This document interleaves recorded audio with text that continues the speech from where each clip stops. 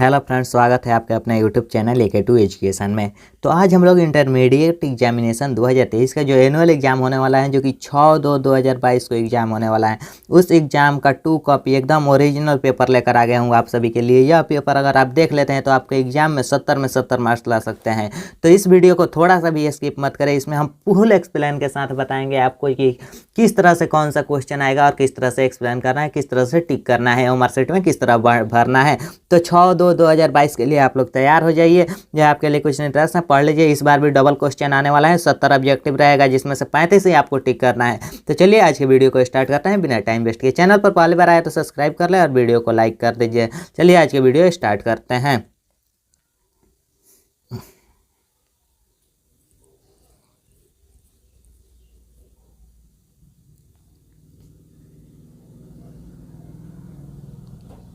First question दिए गए हैं, ऑपेरॉन मॉडल क्या प्रदर्शित करता है, मतलब ऑपेरॉन मॉडल क्या प्रदर्शित करता है।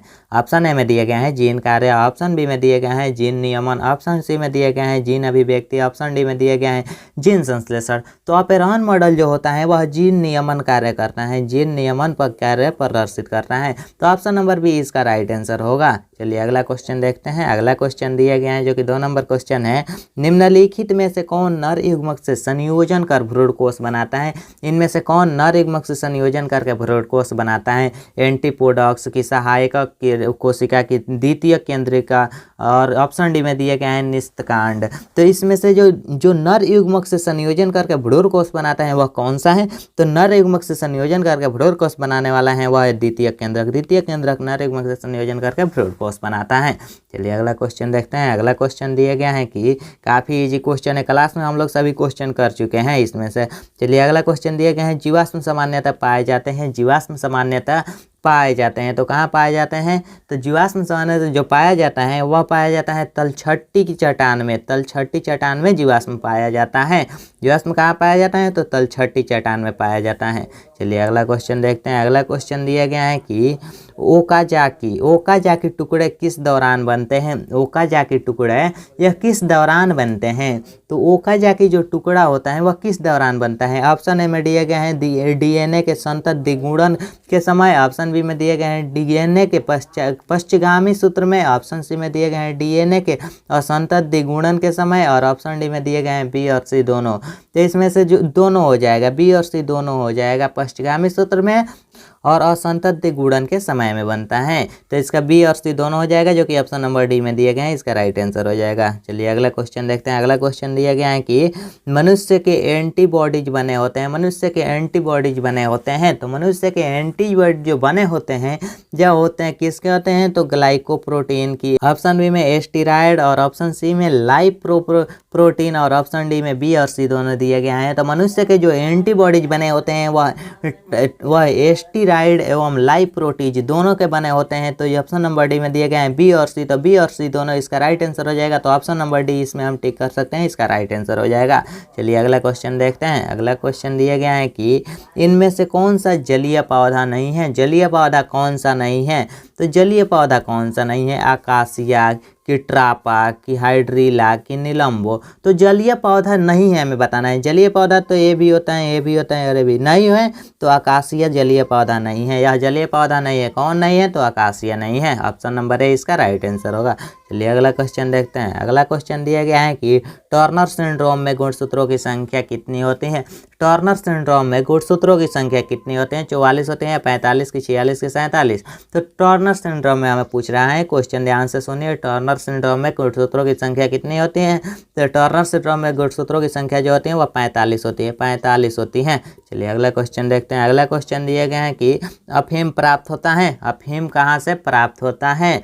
तो अफीम प्राप्त होता है पपेवर के सोमनिफेरम से। पपेवर के सोमनिफेरम से अफीम प्राप्त होता है। चलिए अगला क्वेश्चन देखते हैं। अगला क्वेश्चन दिए गए हैं कि बी लिम्फोसाइड निर्मित होता है। बी लिम्फोसाइड निर्मित होता है। तो बी लिम्फोसाइड कहाँ निर्मित होता है, रक्त में होता है कि थाइमस में होता है कि लसिका में होता है या अस्थि मज्जा में होता है। तो बी लिम्फोसाइड जो निर्मित होता है या अस्थि मज्जा में निर्मित होता है, अस्थि मज्जा में निर्मित होता है बी लिम्फोसाइड।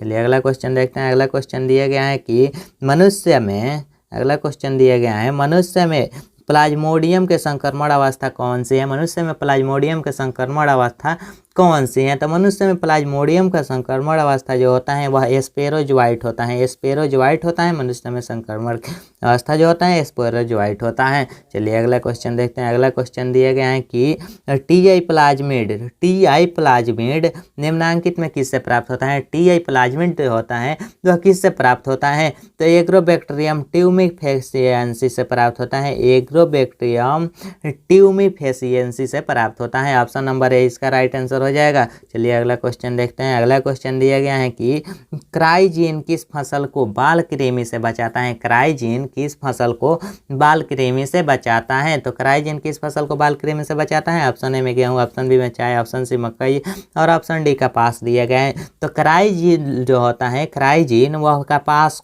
को बाल कृमि से बचाता है। तो ऑप्शन नंबर डी इसका राइट आंसर हो जाएगा, कपास को। अगला क्वेश्चन देखते हैं। अगला क्वेश्चन दिया गया है कि समापन कूट है, समापन कूट कौन सा होता है? तो समापन कूट कौन होता है? तो समापन कूट जो होता है वह यूएए होता है, यूएए समापन कूट होता है। अगला क्वेश्चन दिया गया है डीएनए द्विकुंडली होता है, डीएनए द्विकुंडली होता है। तो डीएनए द्विकुंडली होता है तो किसका होता है? तो प्रति समांतर एवं पूरक का होता है, डीएनए द्विकुंडली होता है। चलिए अगला क्वेश्चन देखते हैं। अगला क्वेश्चन दिया गया है कि अंडाणु के कोशिका द्रव्य में कौन सी संरचना नहीं होती है? अंडाणु के कोशिका द्रव्य में कौन संरचना नहीं होती है? होती है नहीं, हमें बताना है कौन संरचना नहीं होती है। तो जो संरचना नहीं होती है वह है एंटोसोम, सेंटोसोम है जो कि नहीं होती हैं। तो सेंटोसोम संरचना नहीं होती है। ऑप्शन नंबर बी इसका राइट आंसर हो जाएगा। चलिए अगला क्वेश्चन देखते हैं। अगला क्वेश्चन दिया गया है कि प्रतिलेखन की क्रिया में कौन से एंजाइम की आवश्यकता होती है? प्रतिलेखन की क्रिया में कौन से एंजाइम की आवश्यकता होती है? तो प्रतिलेखन की क्रिया में कौन सी एंजाइम की आवश्यकता होती है? तो प्रतिलेखन की क्रिया में जिस एंजाइम की आवश्यकता होती है वह है आरएनए पॉलीमरेज, आरएनए पॉलीमरेज की आवश्यकता होती है, जो कि ऑप्शन नंबर है इसका राइट आंसर हो जाएगा। आरएनए पॉलीमरेज देख सकते हैं, आरएनए पॉलीमरेज हो जाएगा। चलिए अगला क्वेश्चन देखते हैं। अगला क्वेश्चन दिया गया है कि कीटों तथा पक्षियों के पंख को कहलाते हैं, कीट और पक्षी के पंख क्या कहलाते हैं? कीट और पक्षी के पंख जो होते हैं वह समजात अंग होते हैं, समजात अंग होते हैं कीट और पक्षी के पंख। चलिए अगला क्वेश्चन देखते हैं। अगला क्वेश्चन दिए गए हैं कि रिलेक्सिन का स्राव होता है, रिलेक्सिन का स्राव होता है। तो रिलेक्सिन का स्राव कहाँ होता है? आपरा से या थायराइड ग्रंथि से। तो किससे रिलेक्सिन का स्राव होता है? तो रिलेक्सिन का जो स्राव होता है वह कॉपर्स ल्यूटियम से होता है, कॉपर्स ल्यूटियम से होता है स्राव इसका। चलिए अगला क्वेश्चन दिया गया है कि शुष्क अनुकर्मण में कौन सा अग्राणी है? शुष्क अनुकर्मण में कौन सा अग्राणी है? तो कौन सा अग्राणी है इसमें? तो इसमें जो अग्राणी होता है वह लाइकेन होता है, लाइकेन इसमें अग्राणी है, जो कि ऑप्शन नंबर है इसका राइट आंसर होगा। चलिए अगला क्वेश्चन देखते हैं। अगला क्वेश्चन दिया गया है कि निम्नलिखित में जल का भारी धातु प्रदूषण कौन सा है? निम्न में जल का भारी धातु प्रदूषक कौन सा है? तो सबसे भारी धातु प्रदूषक कौन सा है हमें बताना है। तो निकेल है या आर्सेनिक है या फास्फोरस है या ये भी दोनों हैं। तो जो सबसे जल का भारी धातु प्रदूषक होता है वह आर्सेनिक है, आर्सेनिक होता है, जो कि ऑप्शन नंबर बी में दिए गए हैं आर्सेनिक है।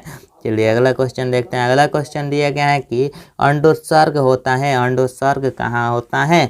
तो अंडोत्सर्ग कहाँ होता है? तो अंडोत्सर्ग जो होता है वह कहाँ होता है? आपरा में या अंडाशय में कि लगभग 14वें दिन या बी और सी दोनों। तो अंडाशय में होता है और लगभग 14वें दिन होता है, जो कि ऑप्शन नंबर डी में दिया गया है, दोनों हो जाएगा इसका राइट आंसर। अगला क्वेश्चन दिया गया है कि रणथंभौर राष्ट्रीय उद्यान कहाँ है? रणथंभौर राष्ट्रीय उद्यान कहाँ पर स्थित है? तो यह राष्ट्रीय उद्यान कहाँ पर स्थित है हमें बताना है। तो यह राष्ट्रीय उद्यान कहाँ स्थित है? गुजरात या उत्तर प्रदेश या राजस्थान या मध्य प्रदेश। तो यह जो उद्यान है यह राजस्थान में स्थित है। कहाँ स्थित है? तो राजस्थान में स्थित है। चलिए अगला क्वेश्चन देखते हैं। अगला क्वेश्चन दिया गया है कि मनुष्य के लिंग गुणसूत्र है, मनुष्य के लिंग गुणसूत्र कौन सा है? एक्स की ए की एक्स, वाई की ए और सी दोनों। तो ये सभी इसका आंसर तो आप सभी लोग जानते होंगे, मैट्रिक में भी पढ़े होंगे। तो मनुष्य के लिंग गुणसूत्र है वो होता है एक्स वाई होता है लिंग गुणसूत्र, और स्त्री के लिए होता है एक्स और पुरुष के लिए होता है एक्स वाई। चलिए अगला क्वेश्चन दिया गया है भ्रमणशील अनुवांशिक पदार्थ हैं, तो भ्रमणशील अनुवांशिक पदार्थ कौन सा है? तो भ्रमणशील अनुवांशिक पदार्थ कौन सा होता है? तो भ्रमणशील अनुवांशिक पदार्थ जो होता है वह ट्रांसपोषण होता है, ट्रांसपोषण होता है भ्रमणशील अनुवांशिक पदार्थ। तो ऑप्शन नंबर बी इसका राइट आंसर हो जाएगा। चलिए अगला क्वेश्चन देखते हैं। अगला क्वेश्चन दिया गया है कि पेरिपेटम संयोजक कड़ी है, पेरिपेटम संयोजक कड़ी है। तो पेरिपेटम जो संयोजक कड़ी है वह होता है आर्थ्रोपोड तथा एनेलिडा के बीच, आर्थ्रोपोड तथा एनेलिडा के बीच होता है। चलिए अगला क्वेश्चन देखते हैं। अगला क्वेश्चन दिया गया है कि ह्यूगो डी ब्रिज ने प्रस्तुत किया, ह्यूगो डी ब्रिज ने क्या प्रस्तुत किया? तो ह्यूगो डी ब्रिज ने प्रस्तुत किया उत्परिवर्तन के सिद्धांत। उत्परिवर्तन के सिद्धांत किसने प्रस्तुत किया? तो ह्यूगो डी ब्रिज ने प्रस्तुत किया। तो ऑप्शन नंबर सी इसका राइट आंसर हो जाएगा। यह काफ़ी वीवीआई क्वेश्चन है और यह क्वेश्चन आपके 2023 के एग्जाम में 100% गारंटी है, पूछा ही जाएगा।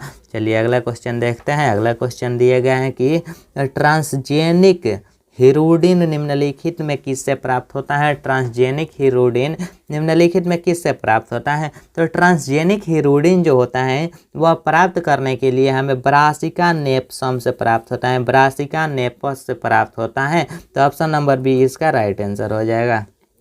अगला क्वेश्चन दिया गया है कि एंट अमीबा हिस्टोलिटिका निम्नलिखित में से किस बीमारी का रोगजनक है? एंट अमीबा हिस्टोलिटिका निम्नलिखित में किस बीमारी का रोगजनक है? तो किस बीमारी का रोगजनक होता है? तो यह जिस बीमारी का रोगजनक है वह है अमीबियासिस, अमीबियासिस बीमारी का रोगजनक होता है। अमीबियासिस बीमारी का एक नाम है जो कि ऑप्शन नंबर ए में दिए गए हैं, इसका राइट आंसर हो जाएगा। चलिए अगला क्वेश्चन देखते हैं। अगला क्वेश्चन दिए गए हैं कि एक परितंत्र के दो घटक हैं, एक परितंत्र के ये दो घटक हैं। तो एक परितंत्र के दो घटक कौन सा है? तो आप लोग जल्दी जल्दी जवाब दीजिए। एक परितंत्र का जो दो घटक होता है वह होता है जैविक अजैविक, जैविक और अजैविक होता है, जो कि ऑप्शन नंबर सी में दिए गए हैं, जैविक और अजैविक। इसका राइट आंसर हो जाएगा ऑप्शन नंबर सी। चलिए अगला क्वेश्चन देखते हैं। अगला क्वेश्चन दिए गए हैं प्रजनन जिसमें युग्मक विलयन नहीं होता है, प्रजनन जिसमें युग्मक विलयन नहीं होता है क्या कहलाता है? वह प्रजनन जिसमें युग्मक विलयन नहीं होता है क्या कहलाता है? तो युग्मक विलयन जिसमें नहीं होता है वह क्या कहलाता है? परिजातिक प्रजनन या अनिषेक जनन या असंग जनन या द्विनिषेचन। तो नहीं होता है वह कहलाता है असंग जनन, असंग जनन कहलाता है, जो कि ऑप्शन नंबर 20 का राइट आंसर हो जाएगा, असंग जनन कहलाता है। चलिए अगला क्वेश्चन दिया गया है कि सुपोषण किन में पाया जाता है? सुपोषण किन में पाया जाता है? पर्वतों पर पाया जाता है या कृषि योग्य भूमि में या लवण मृदा में या झील में? सुपोषण इनमें से पाया जाता है। तो सुपोषण जो पाया जाता है वह झील में पाया जाता है। किस में पाया जाता है? तो झील में पाया जाता है, सुपोषण झील में पाया जाता है। चलिए अगला क्वेश्चन दिए गए हैं डाई हाइब्रिड क्रॉस में F2 फिनोटाइपिक अनुपात है। तो F2 फिनोटाइपिक अनुपात कौन सा है? तो F2 फिनोटाइपिक अनुपात हमें बताना है। यह क्वेश्चन बहुत बार बोर्ड एग्जाम में पूछा जाता है, इससे पहले बहुत बार पूछ दिया गया है और आपके बोर्ड एग्जाम में भी पूछा जाएगा। तो यह सेट ही पूरा आपको याद कर लीजिए। इस सेट में से बहुत ज़्यादा परसेंट है, बहुत ज़्यादा क्वेश्चन पूछा जाएगा इस सेट में से। तो यह इसका जो अनुपात होता है वह 9:3:3:1 होता है, 9:3:3:1 होता है, जो कि ऑप्शन नंबर सी इसका राइट आंसर हो जाएगा। चलिए अगला क्वेश्चन देखते हैं। अगला क्वेश्चन दिए गए हैं कि किस पौधे का जड़ नए पौधे को जन्म देता है? किस पौधे का जड़ नए पौधों का जन्म देता है? तो जड़ जो नए पौधे का जन्म देता है वह है दहलिया, दहलिया पौधे का जड़ नए पौधों का जन्म देता है। जड़ से ही नया पौधा पैदा होता है, तो दहलिया पौधा का नाम है। चलिए अगला क्वेश्चन देखते हैं।